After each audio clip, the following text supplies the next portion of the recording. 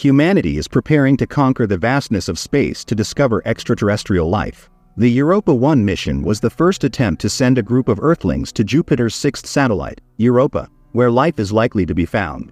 For 6 months, the world watched every minute of the flight, while the astronauts lived ordinary lives, said hello to relatives, conducted planned research and rested. Everything was going smoothly, but as they approached Europa, a solar storm caused the crew to lose contact with the ground and the communications module to fail. Project manager Samantha talks about the latest images received from Europa. It is difficult for her, because she personally knew every member of the crew. For a long time, the workers of the control center hoped that it was only a delay in signal transmission and soon everything will be back to normal, but no one was not in touch. The crew of the spaceship at this time mourns his colleague James Corrigan. The most terrible thing for people is that none of their relatives know that they are still alive, because the connection is lost and restored is not possible. Engineer Andrei Bloch is silent after the incident, ignoring the concerns of his colleague Katya Petrova. Rosa realizes it is psychologically difficult for them. Many stop sleeping and shut themselves in. The action returns to a year and a half ago. The flight is in the preparation stage. The project leaders gave numerous press conferences where they told that for the first time the satellites of Jupiter were seen in his telescope by Galileo 400 years ago, and now humanity is ready to look at it directly. It is impossible to organize such a flight automatically, so people are sent into space. The rocket goes to the start, takes off and safely takes a course to Jupiter. Everything goes normally, despite the fact that such a large-scale flight was organized by a small private company. Meanwhile, the ship's commander, William Shue, officially confirms the start of the journey. Everything is going well. The external cameras are working.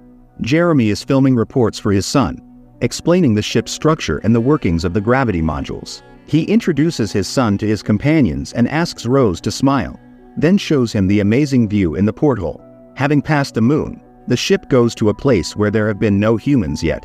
For a long time, scientists thought Jupiter's satellite was just a small piece of ice, but after taking a closer look, people realized that there are deep lakes there, and if there is water, there is life.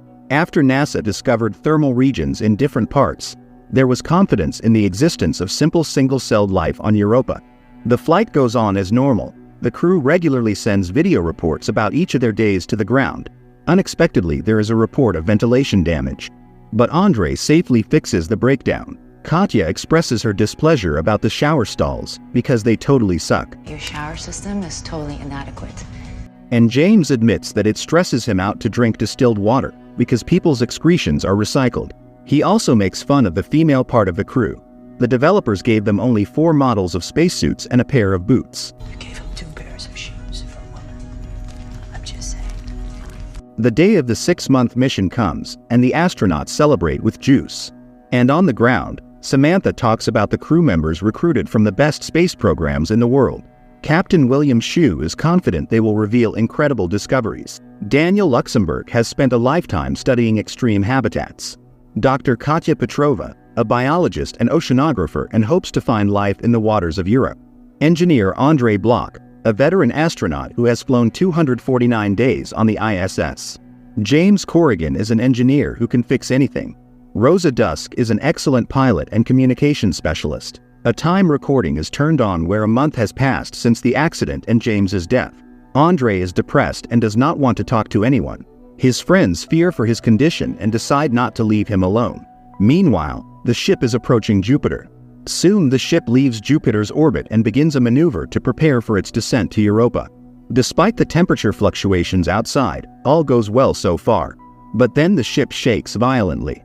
There seems to be a thermal explosion on Europa's surface that reaches the landing module. Nevertheless, the crew manages to land. The humans are shocked to see the world outside. Later, the humans begin to collect data about the descent site, though they hit the wrong place. It turns out that thermal emissions can pass through the ice, and there may well be life beneath its thickness.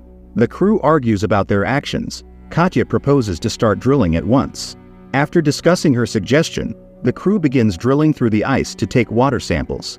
Soon, however, the men detect a shift in the ice bed. The tremors are repeated, suggesting that there is more hot air under the ice than they thought, and they are steadily intensifying. Andrei works near the porthole and, looking out, grabs the camera. He thinks he saw something outside. Later, he tells his colleagues that he saw a strange light on the surface of the ice. It was moving, but then it disappeared. People check the videotapes, but no one saw anything. Everyone makes their hypotheses, but they can't come to any conclusion. When they check, they manage to detect radioactive interference. Later, the commander puts forward a version, according to which Andre imagined all this, because after the shock he is not quite adequate. Finally, the drill reaches the water. A reconnaissance probe is lowered into the ocean. People are delighted. Absolutely untouched nature, the purest clear water. The radiation level is minimal. Katya takes samples and moves the probe on. Suddenly, people hear a strange sound like a whale call, but do not pay attention to it.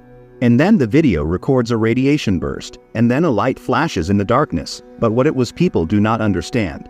Suddenly, for some unknown reason, the probe stops responding to signals, having previously recorded a strange flash of light. The crew begins to argue desperately about their further actions. Katya insists on going outside.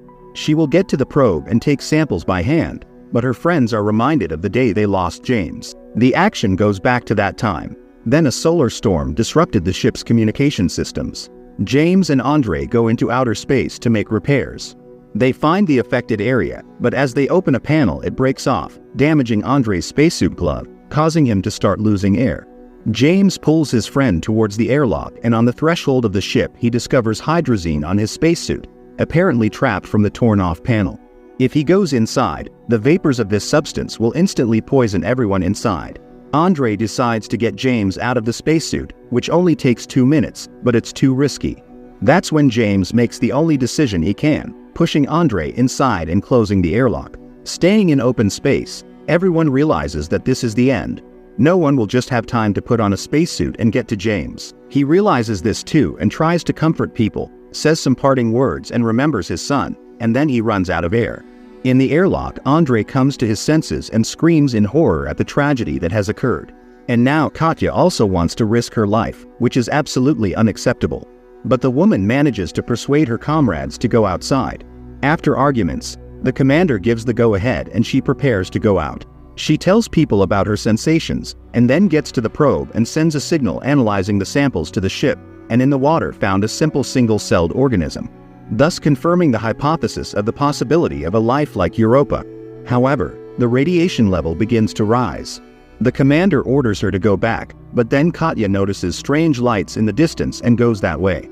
She is delighted by the beauty she has discovered, although the others see nothing. The woman decides to test the reaction of unknown organisms to light and turns off her spacesuit lights, after which the lights appear under the ice, and then the ice cracks under the woman. She begins to quickly go underwater and dies. The crew is shocked by the tragedy. They realize that whatever it was, it reacted to Katya's light, and decide to return to land, because otherwise no one will know about their discovery. The commander commands the launch, but during takeoff one of the engines fails and the ship begins to fall. The commander rushes into the engine room to manually slow down the fall, which requires ripping off a special crane. The ship makes a very hard landing. Rosa comes to her senses and rushes to examine the crew. Daniel comes to his senses, but the commander dies, saving the others. It turns out that the module fell at the exact point where the landing was originally planned, which is perceived by the rest as a mockery of fate. This area is much warmer. Underwater currents have thinned the ice and made it dangerous.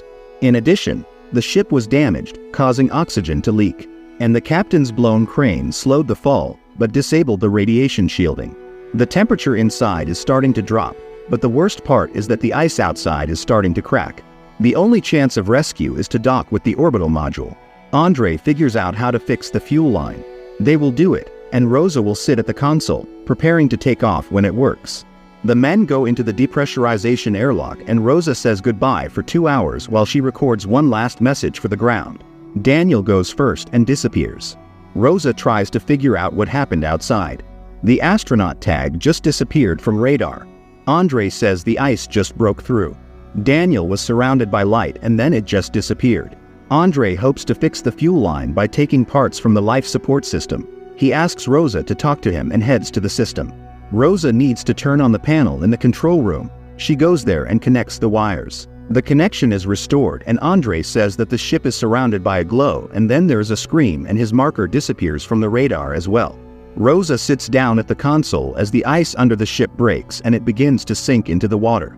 The woman turns on all data and video transmissions. hoping they will still reach land, and opens the airlocks to see the ship fill with water in its last seconds of life, through which a giant glowing creature with tentacles bursts. Samantha gets a call in the early morning hours to say that a signal has come in from Europa. The servers were overflowing with the team's materials and data. They saw the sacrifices they had made for science and humanity, and the final frame confirming the existence of an alien organism. Now people know that the universe is alive and much more diverse than all the wildest fantasies. The movie is shot in a special genre, the found footage effect.